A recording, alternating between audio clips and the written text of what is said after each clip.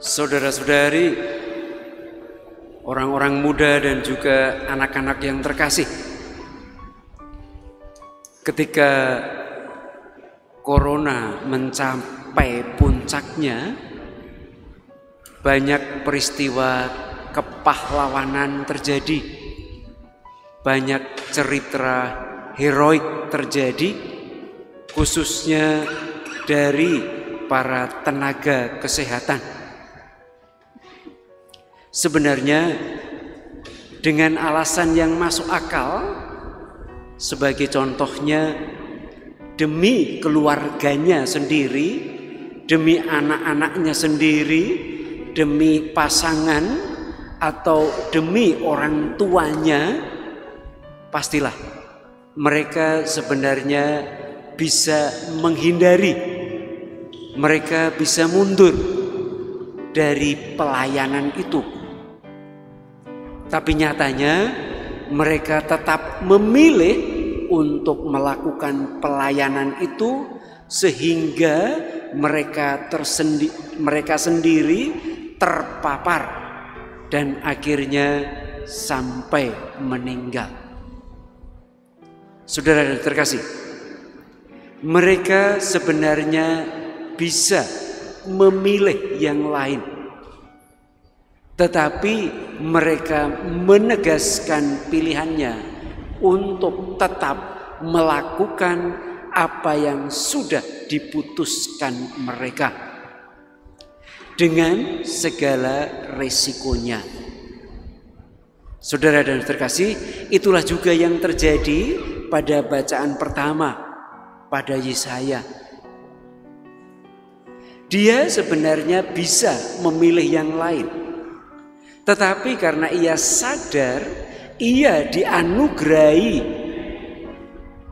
kemampuan untuk berbicara yang berguna untuk menguatkan orang, untuk menghibur orang, untuk menjadikan pasti orang lain, maka segala risiko yang harus ia terima juga dengan gembira. Ia dipukuli, ia dinodai, ia diludahi. Itu akibat dari keputusannya. Kemudian juga Yesus sendiri yang diceritakan oleh Paulus, sebenarnya ia dapat memilih untuk tetap tinggal bersama Allah itu, tetapi ia karena cintanya kepada manusia, karena kehendaknya untuk menyelamatkan manusia, karena keinginannya untuk memberi teladan bagaimana menjadi manusia putra Allah, maka ia siap lahir menjadi manusia, masuk dalam keterbatasan itu. Ia memilih dan dengan segala risikonya ia siap menerima. Saudara dan terkasih, akhirnya kita melihat Injil yang dibacakan hari ini. Yesus tidak ingin terus-menerus tinggal dalam anonimitas. Sampai 30 tahun ia tidak terdengar. Tetapi ia membuat keputusan untuk tampil, untuk melakukan sesuatu. Ia mulai berkeliling, ia mulai mengajar, ia mulai untuk menyembuhkan. Resikonya, ia ternyata dicurigai. Resikonya, ia ternyata dibenci. Resikonya, ia dianggap orang yang akan menghancurkan masyarakatnya. Ia dianggap orang yang pasti akan merugikan banyak orang. Maka ia ditangkap. Ia akhirnya diadili dengan cara tidak adil. Ia akhirnya dijatuhi hukuman mati. Itulah pilihan Yesus, dan itu juga akibat yang harus ia terima.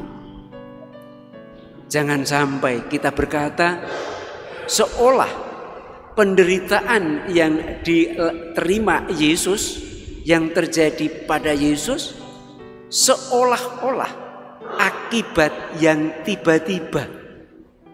Apalagi kita menganggap penderitaan itu seolah-olah sudah ditentukan dari semula.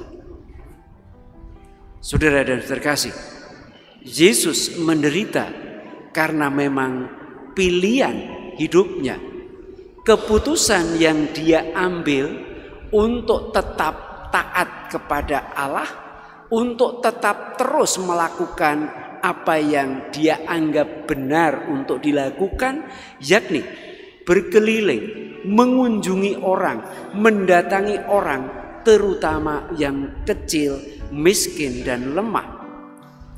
Ia tetap mengajarkan bukan ilmu yang cemen begitu ya, tetapi ilmu yang sungguh berguna bagi kehidupan orang-orang. Ia terus mengajar, ia terus menyampaikan pengetahuan yang benar.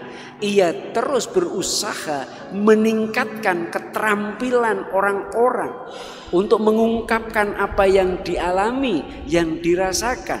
Ia berusaha membentuk sikap yang baik pada orang-orang, dan dia berusaha untuk menyembuhkan baik yang sakit fisiknya maupun yang sakit mental dan psikologisnya, dan bahkan yang sakit secara spiritual.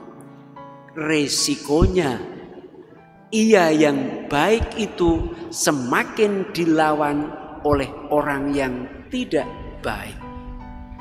Dan sudah terkasih, ia konsisten dengan pilihannya, ketaatannya kepada Allah, sehingga ia harus menerima penderitaan itu sampai harus wafat di kayu salib.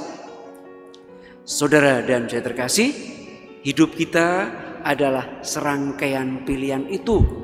Semoga kita siap untuk memilih yang baik, memilih yang benar, memilih yang indah, dengan siap sedia menerima segala resikonya. Khususnya kaum muda, saya ingin menghimbau, ingin menjadi seperti apakah Anda di kemudian hari? Ingin menjadi manusia seperti apakah Anda nantinya?